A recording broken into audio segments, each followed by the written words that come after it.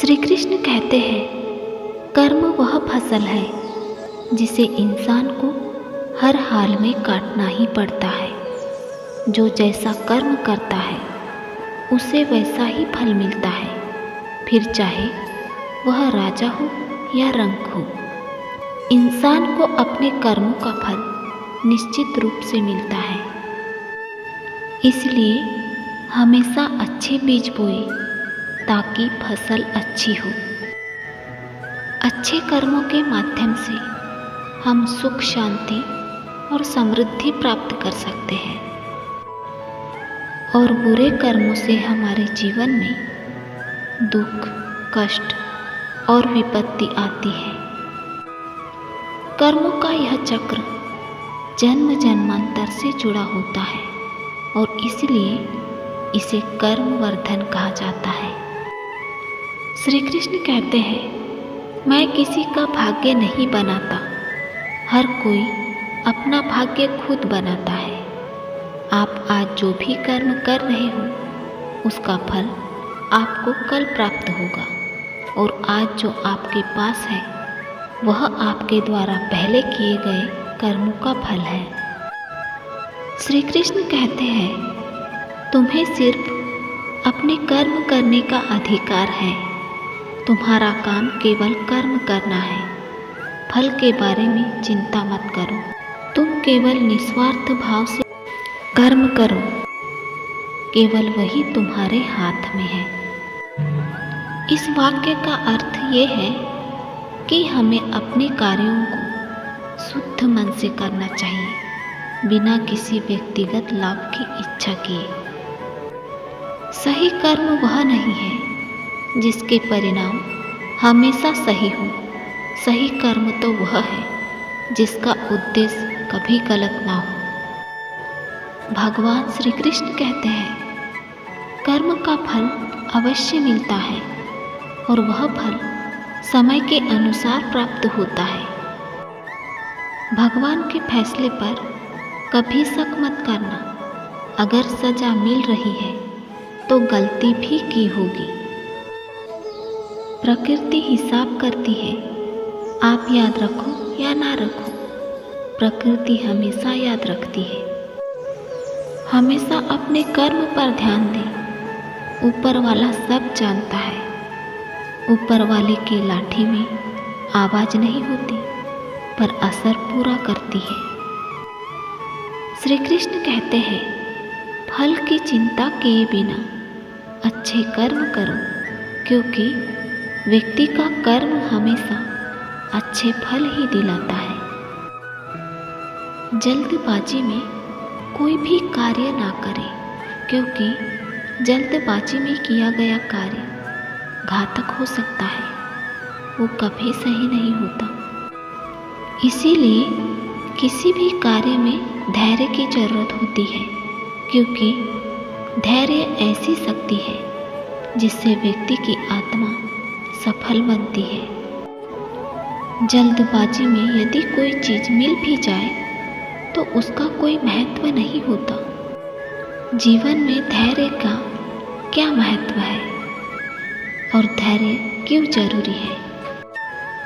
क्योंकि धैर्य ना होने के कारण इंसान गलत कर्म करते हैं। जल्दबाजी में कभी कोई कार्य सही नहीं होता। युद्ध हो या जीवन की सफलता केवल 3 शस्त्रों से प्राप्त होती है: धर्म, धैर्य और साहस। धैर्य रखने से मन शांत होता है और अपने लक्ष्य को देख पाते हैं। धैर्यवान व्यक्ति वह है जो कठिन परिस्थिति में भी शांत रहकर सहन करते हुए उसे पार कर लेता है या सही समय आने का धैर्यपूर्वक इंतजार करता है और कोई भी गलत कर्म नहीं करता। कभी कभी आपको जीवन में सबसे अच्छा पाने के लिए सबसे बुरे दौर से गुजरना पड़ता है। इसीलिए मन में धैर्य रखिए।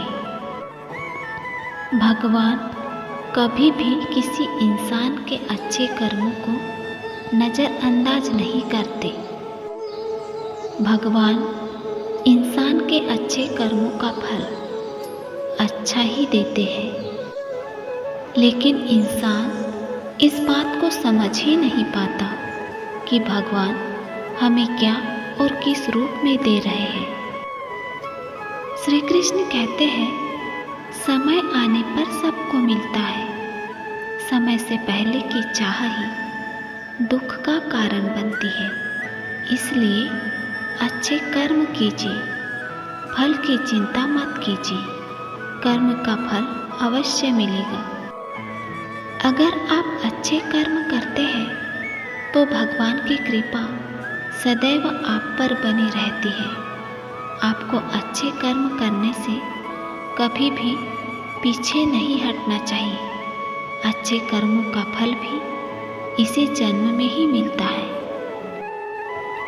जिस मनुष्य को अपने कर्मों पर अटूट विश्वास होता है और जो मनुष्य अपने कर्मों पर सदा अडिग रहता है, वही मनुष्य जीवन में सफल हो पाता है। जबकि जो मनुष्य सिर्फ फल की चिंता करता है, उसे जीवन में सिर्फ असफलता ही प्राप्त होती है। प्रत्येक प्राणी अपने पूर्व कर्मों का फल भोगता है, लेकिन सच्चे और अच्छे लोगों के कष्ट ईश्वर अवश्य कम करते हैं। यह कर्म भूमि है, जो जैसा करेगा वैसा ही भरेगा। ना तो समय रुकता है और ना ही एक सा रहता है। बुरा समय हो या अच्छा समय, बदलता जरूर है। आज बुरा है तो कल अच्छा, और अच्छा है तो फिर बुरा समय जरूर आएगा। सुख के बाद दुख और दुख के बाद सुख आते जाते रहते हैं। इसलिए इस पर हमारा कोई वश नहीं है, लेकिन कर्म पर हमारा वश जरूर है। आप सिर्फ कर्म करिए, फल की चिंता किए बगैर। समय आने पर फल जरूर मिलेगा।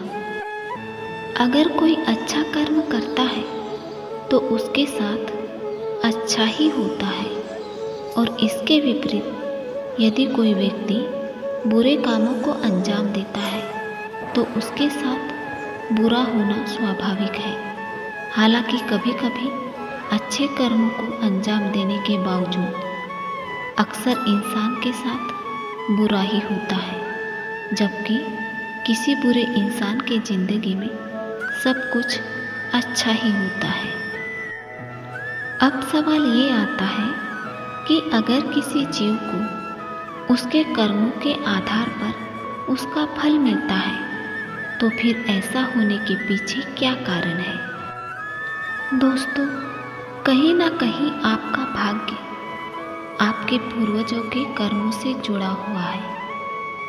आपको जानकर हैरानी होगी कि प्रत्येक इंसान का भाग्य उसके पारिवारिक कर्मों से जुड़ा होता है। इसका सीधा अर्थ ये है कि आपके पूर्वजों ने अपने जीवन काल में किस तरह के काम किए हैं, उसके आधार पर भी कुछ हद तक आपका भाग्य निर्भर करता है। इसी के चलते आपने देखा होगा कि कुछ लोग दृष्ट प्रकृति के होने के बाद भी उनके साथ सब कुछ अच्छा ही होता है।